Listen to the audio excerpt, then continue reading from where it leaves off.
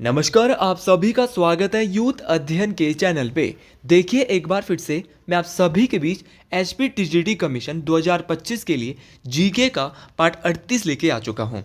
Part 38 का जो पहला क्वेश्चन है कि भारतीय संविधान के अनुसार देश का प्रथम नागरिक कौन होता है। तो अगर बात की जाए भारतीय संविधान के अनुसार देश के प्रथम नागरिक की, तो वो होता है राष्ट्रपति। तो ऑप्शन बी यहाँ से बिल्कुल सही हो जाएगा। अगर बात की जाए राष्ट्रपति की, तो राष्ट्रपति जो है वो देश का प्रथम नागरिक होता है। देखिए, क्वेश्चन पूछने वाला राष्ट्रपति से बहुत सारे क्वेश्चन पूछता है। क्वेश्चन पूछने वाला क्वेश्चन ये भी पूछता है कि राष्ट्रपति को देश का संवैधानिक प्रधान भी कहा जाता है। तो देश का संवैधानिक प्रधान कौन होता है? तो देश का जो संवैधानिक प्रधान होता है वो राष्ट्रपति होता है। इस बात को आपने याद रखना है।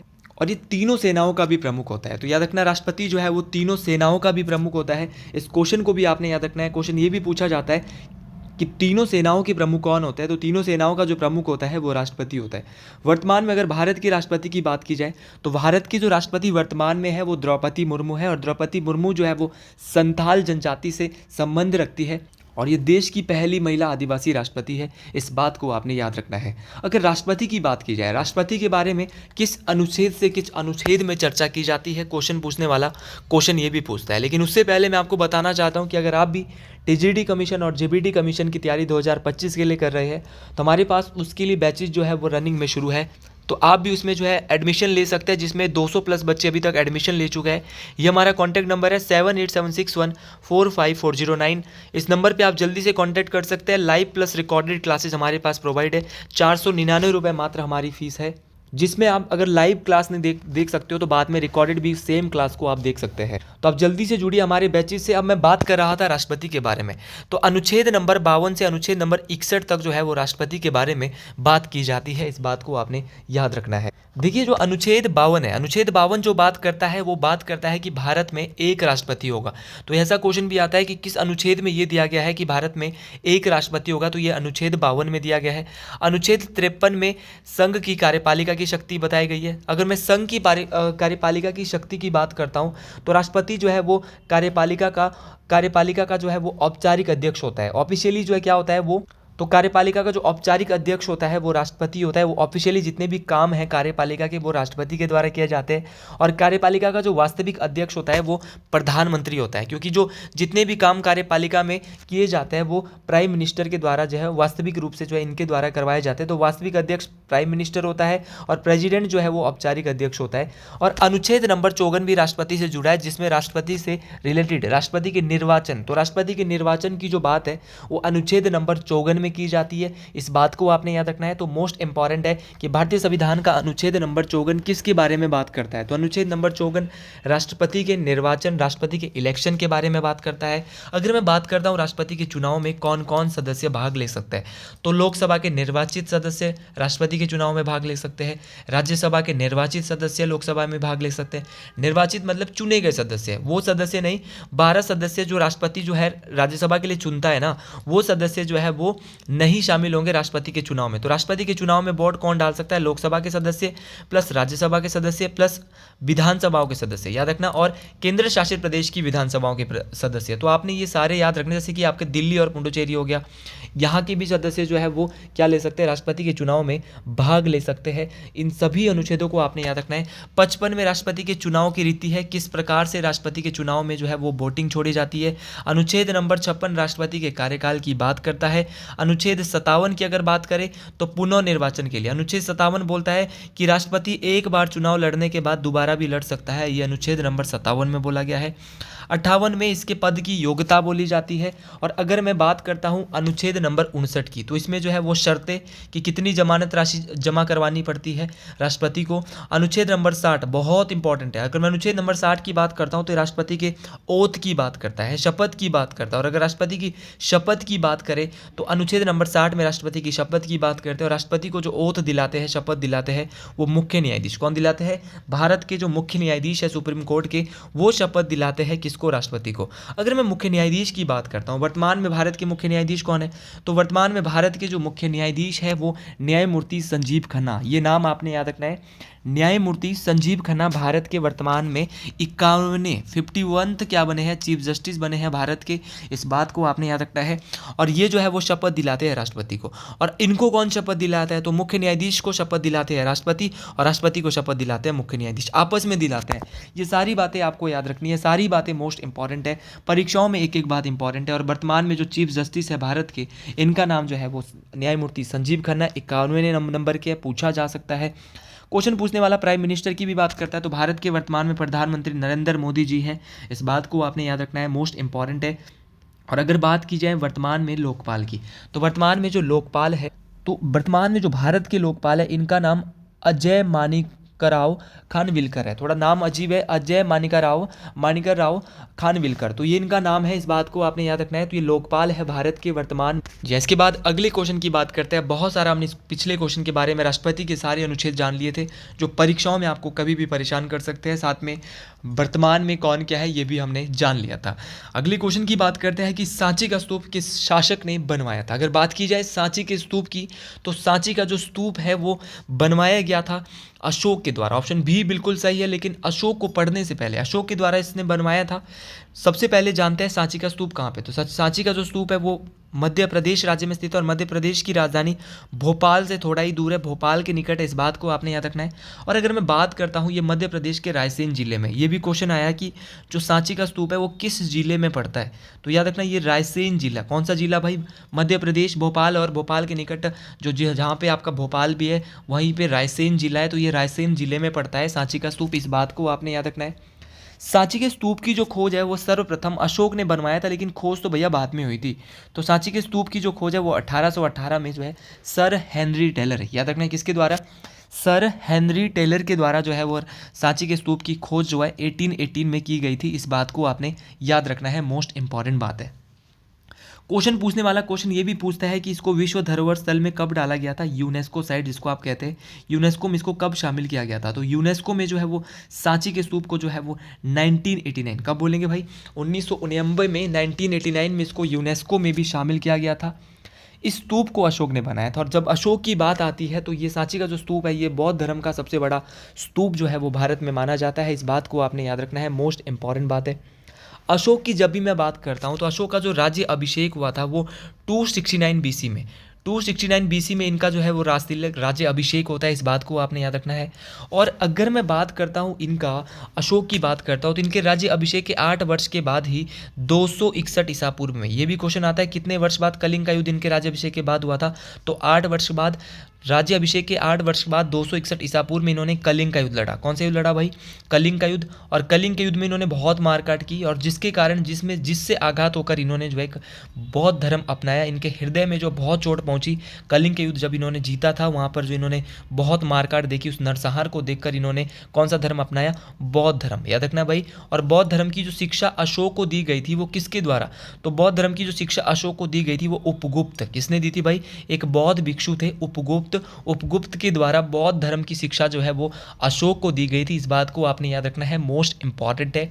इसके बाद बौद्ध धर्म के प्रचार प्रसार करने के लिए इन्होंने बहुत काम किया, जैसे कि श्रीलंका के लिए जो है अशोक के द्वारा अपने पुत्र और पुत्री जो है भेजा गया था श्रीलंका, जैसे महेंद्र और संघमित्रा को भेजा था इन्होंने। बहुत इंपॉर्टेंट है कि महेंद्र और संघमित्रा को कहाँ भेजा, हिमालय की ओर जो है इनके द्वारा मजिम, किसको भेजा गया भाई, मजिम को भेजा गया था हिमालय की ओर। तो बहुत सारा काम किया था इन्होंने अशोक ने। अगर मैं बात करूँ अशोक की, तो अशोक के यहाँ पे बहुत सारे क्वेश्चन बनते हैं, और इनके द्वारा जो है बहुत सारे जो है इनके क्या थे, अभिलेख थे, जैसे कि इनका शिलालेख थे। जैसा इनका प्रथम जो शिलालेख था इसमें जो है इन्होंने अहिंसा पर बल दिया था। इन्होंने जो है वो इसमें पशु बलि की निंदा की बात की थी। तो इनके कौन से अभिलेख में जो है पशु बलि की, शिलालेख में पशु बलि की निंदा की बात की जाती, तो अशोक के पहले अभिलेख में जो है पशु बलि की निंदा की बात की जाती। इस बात को आपने याद रखना। और इन्होंने जो है वो मनुष्य और पशु की जो चिकित्सा की जो चर्चा की थी वो अपने दूसरे अभिलेख में। तो मनुष्य एवं पशु की जो चिकित्सा की जो चर्चा की गई है वो अशोक के किस अभिलेख, किस शिलालेख में, तो बोलेंगे दूसरे शिलालेख में की गई है। इस बात को आपने याद रखना है। और सबसे इंपॉर्टेंट अगर मैं इनकी बात करूं अशोक के, तो वो है इनका 13वां अभिलेख। अगर मैं 13वें अभिलेख की बात करता हूँ और 11वें अभिलेख की बात करता हूँ, 11वां अभिलेख जो है इनमें धम की जो है दम की व्याख्या की गई है। और अगर मैं 13वें अभिलेख की बात करता हूँ तो इसमें कलिंग युद्ध की चर्चा की गई है। तो 13वें अभिलेख में कलिंग युद्ध की चर्चा की गई है और 11वें अभिलेख में जो है वो धम की व्याख्या इनके द्वारा की गई है। तो ये सारी की सारी चीज़ें बहुत इंपॉर्टेंट है। मौर्य वंश के ये एक बहुत ही शक्तिशाली शासक थे, इस बात को आपने याद रखना है। बिंदुसार के ये पुत्र थे। तो ये सारे क्वेश्चन, समुद्रगुप्त के बारे में ऑप्शन भी दिया है। और तो अगर मैं समुद्रगुप्त की बात करता हूँ यार, तो समुद्रगुप्त को जो है भारत का नेपोलियन कहा जाता है। इनके द्वारा उत्तर के 9 राजाओं को और दक्षिण के जो है वो 12 राजाओं को हराया गया था। वी स्मिथ के द्वारा इनको जो है वो दक्षिण भारत का भारत का नेपोलियन जो है वो कहा गया था। तो इस बात को आपने याद रखना है। हर्षवर्धन भी ऑप्शन में दिया है, बिंदुसार भी दिया है, बिंदुसार मौर्य वंश के थे। और याद रखना है बहुत सारे क्वेश्चन यहाँ से बन सकते हैं, लेकिन हम इतने ही क्वेश्चन यहाँ से हम देखेंगे। अगला क्वेश्चन जो है कि भारतीय राष्ट्रीय कांग्रेस की प्रथम महिला अध्यक्ष कौन थी। देखिए, अगर बात की जाए भारतीय राष्ट्रीय कांग्रेस की, बहुत इंपॉर्टेंट है ये संगठन, यहाँ से क्वेश्चन परीक्षाओं में बहुत ज़्यादा बनते हैं। भारतीय राष्ट्रीय कांग्रेस की जो स्थापना है कि जो पहली महिला अध्यक्ष थी वो थी एनी बेसेंट। कौन थी भाई? एनी बेसेंट पहली महिला अध्यक्ष थी। लेकिन क्वेश्चन पूछने वाला क्वेश्चन कल के लिए ये भी पूछ सकता है कि भारतीय राष्ट्रीय कांग्रेस की पहली महिला भारतीय अध्यक्ष कौन थी। और अगर सबसे पहले बात की जाए एनी बेसेंट की, तो एनी बेसेंट जो है भारत की जो प्रथम महिला अध्यक्ष बनी थी भारतीय राष्ट्रीय कांग्रेस की, कब बनी थी भाई? 1917 में। क्वेश्चन ये भी पूछ सकता है किस अधिवेशन में? तो कांग्रेस के 33वां, कांग्रेस का था 33वीं नंबर का अधिवेशन था, 1917 में हुआ था। कहाँ पर हुआ था भाई? ये भी पूछा जाता है। तो ये कोलकाता में हुआ था। कहाँ से आई थी, किस देश से आई थी एनी बेसेंट? तो याद रखना ये आई थी आयरलैंड। कौन से देश से आई थी? आयरलैंड देश से ये आती है। इस बात को आप याद रखेंगे, मोस्ट इंपॉर्टेंट बात है, परीक्षाओं में काम आने वाली बात है। और 33वां अधिवेशन था जिसमें अध्यक्षता की थी। भारतीय राष्ट्रीय कांग्रेस की जो पहली महिला भारतीय अध्यक्ष थी वो थी सरोजनी नायडू। इन्होंने जो है वो 1925 में जो कांग्रेस का जो आपका कानपुर अधिवेशन हुआ था, कानपुर जो आपका यूपी में पड़ता है, उसमें अध्यक्षता की थी। इस बात को आपने याद रखना, ये 41वें नंबर का अधिवेशन था। तो कांग्रेस का जो 41वां अधिवेशन 1925 में कानपुर में होता है, इसमें भारत की पहली महिला भारतीय अध्यक्ष जो है भारतीय राष्ट्रीय कांग्रेस की सरोजनी नायडू जी को बनाया जाता है। इस बात को आपने याद रखना है। 1925 से पहले 1924 में भी कांग्रेस का एक अधिवेशन हुआ था। और 1924 में कांग्रेस का 40वां अधिवेशन, कौन सा अधिवेशन हुआ था?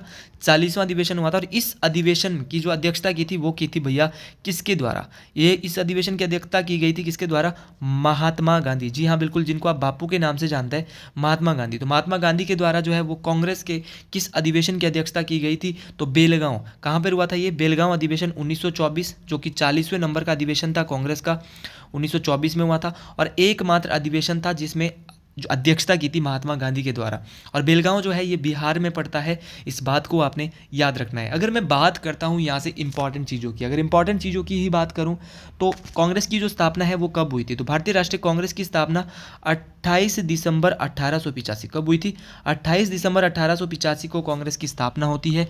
किसके द्वारा की जाती है? तो एलन AOHUM हम इनको शॉर्ट फॉर्म में बोलते हैं, लेकिन इनका जो पूरा नाम है वो है ऑलेन ऑक्टेवियन ह्यूम। क्या नाम है भाई? ऑलेन ऑक्टेवियन ह्यूम। ऑलेन ऑक्टेवियन ह्यूम इनका पूरा नाम है भारतीय राष्ट्रीय कांग्रेस का। इस बात को आपने याद रखना है, मोस्ट इंपॉर्टेंट है। और जब भारतीय राष्ट्रीय कांग्रेस की स्थापना ऑलेन ऑक्टेवियन ह्यूम के द्वारा की जाती है तो भारत के वायसरॉय कौन थे? तो याद रखना, अंग्रेज बड़े डफर थे जिन्होंने क्या बनाया? कांग्रेस बनाया। तो अध्यक्ष से डफर से बनाएंगे लॉर्ड डफरिन। क्या बनाएंगे? Lord Dufferin. तो लॉर्ड डफरिन जो है वो उस समय क्या थे? कांग्रेस के क्या थे भाई? भारत के वायसरॉय थे जब कांग्रेस की स्थापना होती है। और पहले इसका नाम भारतीय राष्ट्रीय संघ होता है, लेकिन भाई बाद में जो इसका नाम पड़ता है वो भारतीय राष्ट्रीय कांग्रेस जो है वो दादा भाई नौरोजी के द्वारा रखा जाता है। इस बात को भी आपने याद रखना है, ये भी बात मोस्ट इंपॉर्टेंट है, परीक्षाओं में काम आने वाली बात है। और अगर मैं कांग्रेस के पहले अध्यक्ष की बात करता हूँ तो कांग्रेस के जो पहला अधिवेशन होता है वो बम्बई में ही होता है, जहाँ पर इसकी स्थापना होती है। बम्बई में जो है कांग्रेस की स्थापना कहाँ हुई थी, ये भी क्वेश्चन आ सकता है। तो बम्बई के गोकुल दास तेजपाल संस्कृत विद्यालय, बम्बई का गोकुल दास तेजपाल संस्कृत विद्यालय में कांग्रेस की स्थापना होती है। और याद रखना है आपने इंपॉर्टेंट बात, कौन सी इंपॉर्टेंट बात? इंपॉर्टेंट बात ये कि कांग्रेस का जो पहला अधिवेशन होता है, कांग्रेस का पहला अधिवेशन 1885 में ही कहाँ पर होता है? बम्बई में। और इस अधिवेशन की अध्यक्षता की थी WC बनर्जी। जी हाँ, व्योमेश चंद्र बनर्जी इनका नाम होता है। तो व्योमेश चंद्र बनर्जी के द्वारा कांग्रेस के प्रथम अधिवेशन की अध्यक्षता की जाती है, इस बात को आपने याद रखना है, मोस्ट इंपॉर्टेंट बात है। और इस अधिवेशन में जो कांग्रेस का पहला अधिवेशन हुआ था, इसमें 72 प्रतिनिधियों के द्वारा भाग लिया गया था। क्वेश्चन पूछने वाला क्वेश्चन ये भी पूछता है कि कांग्रेस के पहले अध्यक्ष कौन थे, तो व्योमेश चंद्र बनर्जी। पहले मुस्लिम अध्यक्ष कौन थे, तो इनका नाम था बदरुद्दीन तैयब जी। याद रखना, बदरुद्दीन तैयब जी पहले मुस्लिम अध्यक्ष थे। और इसके अलावा पहले फारसी अध्यक्ष, तो फारसी अध्यक्ष थे दादा भाई नौरोजी। और अगर बात की जाए पहले ईसाई अध्यक्ष, तो इनका नाम था जॉर्ज यूल। या पहले अंग्रेज या पहले ईसाई अध्यक्ष, तो इनका नाम था जॉर्ज यूल। तो ये सारे नाम आपको याद रखने हैं। जॉर्ज यूल कौन थे, जॉर्ज यूल पहले ईसाई अध्यक्ष थे। पहले फारसी पूछेंगे तो दादा भाई नौरोजी थे। पहले मुस्लिम पूछेंगे बदरुद्दीन तैयब जी थे। और पहले अध्यक्ष पूछेंगे तो क्या बोलेंगे भाई साहब, याद रखना, तो बोलेंगे आप पहले अध्यक्ष पूछेंगे तो बोलेंगे WC व्योमेश चंद्र बनर्जी। तो इस क्वेश्चन के बारे में बहुत ज़्यादा पढ़ लिया, तो अगले क्वेश्चन के बारे में बात करते हैं कि जैन धर्म के प्रथम तीर्थंकर कौन थे। जी हाँ, जैन धर्म की बात हो रही है और जैन धर्म के प्रथम तीर्थंकर की बात हो रही है। जैन धर्म के अगर प्रथम तीर्थंकर की बात करते हैं तो इनका नाम था ऋषभनाथ। जी हाँ, ऋषभनाथ के द्वारा जो है वो जैन धर्म की स्थापना की जाती है। ये संस्थापक होते हैं जैन धर्म के और ये पहले तीर्थंकर भी होते हैं, इस बात को आपने याद रखना है। अगर मैं बहुत सारे नाम यहाँ पर दिए जैसे कि पार्श्वनाथ, अजितनाथ, अरष्टनेमी, तो अगर मैं अजितनाथ की बात करता हूँ तो अजितनाथ जो है वो जैन धर्म के दूसरे तीर्थंकर। कौन से तीर्थंकर भैया, याद रखना, अजितनाथ जो है वो जैन धर्म के दूसरे तीर्थंकर होते हैं। पार्श्वनाथ जो है वो जैन धर्म के कौन से तीर्थंकर होते हैं, इस बात को आपने याद रखना है। तो अगर बात की जाए पार्श्वनाथ की, तो पार्श्वनाथ जो है वो जैन धर्म के 23वें, कौन से भाई, 23वें तीर्थंकर थे। और अगर बात की जाए अरष्टनेमी की, तो ये जैन धर्म के 22वें तीर्थंकर थे। तो दोनों तीर्थंकर आपको याद रखने हैं, 22वां पहले ऋषभनाथ, दूसरे अजितनाथ, 23वें पार्श्वनाथ, 22वें अरष्टनेमी। सारे के सारे मैंने तीर्थंकर आपको बता दिए, पहला भी बता दिया, दूसरा भी बता दिया। पार्श्वनाथ 23वें थे और 22वें कौन थे, अरष्टनेमी। अगर मैं अरष्टनेमी की बात करता हूँ भाई, अरष्टनेमी को नेमीनाथ के नाम से भी, भगवान नेमीनाथ भी इनको जाना जाता है। 22वें तीर्थंकर थे, इनको भगवान नेमीनाथ कहा जाता है। पार्श्वनाथ की बात करते हैं तो पार्श्वनाथ जो है वो महावीर स्वामी से जो है वो महावीर स्वामी से 250 साल पहले वो हुए थे। पार्श्वनाथ जैन धर्म के 23वें तीर्थंकर थे, इस बात को आपने याद रखना है, मोस्ट इंपॉर्टेंट है। जैन धर्म के आपने दूसरे तक पढ़ लिए, पहले दूसरे। अगर तीसरे की बात करता हूँ तो तीसरे तक कमीशन वाला जा सकता है। तीसरे है संभवनाथ और पांचवें है चौथे है अभिनंदन नाथ। तो अभिनंदन नाथ चौथे हैं, तीसरे संभवनाथ है, दूसरे अजितनाथ है, पहले ऋषभनाथ है। तो सारे के सारे आपको याद रखना। लेकिन 24वें तीर्थंकर कौन है, तो 24वें तीर्थंकर जो है वो महावीर स्वामी जी है, इस बात को आपने याद रखना है। ये जैन धर्म के वास्तविक संस्थापक और 24वें तीर्थंकर थे, इनका नाम बहुत इंपॉर्टेंट है। महावीर स्वामी का जो जन्म है वो 540 ईसा पूर्व में कुंडग्राम वैशाली में होता है, जो कि बिहार में स्थित है, इस बात को आप याद रखें। इनके पिता का नाम सिद्धार्थ था और माता का नाम त्रिशला था। ये भी आपको याद रखना है कि महावीर स्वामी के पिता का नाम क्या था, सिद्धार्थ था, और माता का जो नाम था वो क्या था, इनकी त्रिशला था। तो दोनों बातें आपको याद रखनी है, दोनों ही बातें बहुत इंपॉर्टेंट है, परीक्षाओं में पूछी जाने वाली है। और ये जो है वो कुंडग्राम के थे। महावीर स्वामी के जो पिता थे वो कुंडग्राम के ज्ञात्रिक वंश के राजा हुआ करते थे। और महावीर स्वामी का जो बचपन का नाम था ना वो वर्धमान था। तो बहुत सारे क्वेश्चन मैं आपको बताता हूँ जो कि सारे के सारे क्वेश्चन इंपॉर्टेंट है। अगले क्वेश्चन की ओर बात करते हैं। अगला क्वेश्चन जो भैया बोल रहा है कि धारा 370 को कब समाप्त किया गया। पहले तो आपको पता होना चाहिए कि आर्टिकल 370 में, धारा 370 में जो है क्या बात बताई गई थी। तो धारा 370 में जो है जम्मू कश्मीर को विशेष राज्य का दर्जा दिया गया था अनुच्छेद 370 में। और इसको जो हटाया गया था 5 और 6 अगस्त 2019 को। ऑप्शन ए यहाँ से बिल्कुल सही हो जाएगा। 5 और 6 अगस्त 2019 को इसको हटाया गया था, इस बात को आप याद रखेंगे, मोस्ट इंपॉर्टेंट बात है, परीक्षाओं में काम आने वाली बात है। देखिए उसके बाद जब इसको हटाया गया तो जम्मू कश्मीर को राज्य से हटाकर जो है 2 यूटी बन गए थे, एक जम्मू कश्मीर और दूसरा लद्दाख। जम्मू कश्मीर और लद्दाख जो है 2 यूटी बन गए थे। अब क्वेश्चन ये भी आता है कि भारत का सबसे बड़ा केंद्र शासित प्रदेश, तो भारत का सबसे बड़ा केंद्र शासित प्रदेश अब लद्दाख बन चुका है, इस बात को आपने याद रखना है। और क्षेत्रफल की दृष्टि से भी ये सबसे बड़ा केंद्र शासित प्रदेश है भारत का, तो ये पूछा जाता है, क्वेश्चन आता है, लद्दाख है। अभी हाल फिलहाल में थोड़े महीनों पहले जो है वो पिछले साल जम्मू कश्मीर में चुनाव हुए थे और जम्मू कश्मीर में जो है अब मुख्यमंत्री जो बने हैं वो उमर अब्दुल्ला। कौन बने भाई, उमर अब्दुल्ला जो है जम्मू कश्मीर के नए मुख्यमंत्री के रूप में निर्वाचित हुए हैं। जम्मू कश्मीर में विधानसभा की जो है वो 90 सीटें हैं, इस बात को भी आप याद रखेंगे। अगले क्वेश्चन की ओर बढ़ते हैं। अगला क्वेश्चन बोल रहा है कि नवनिर्माण आंदोलन किस राज्य से शुरू हुआ।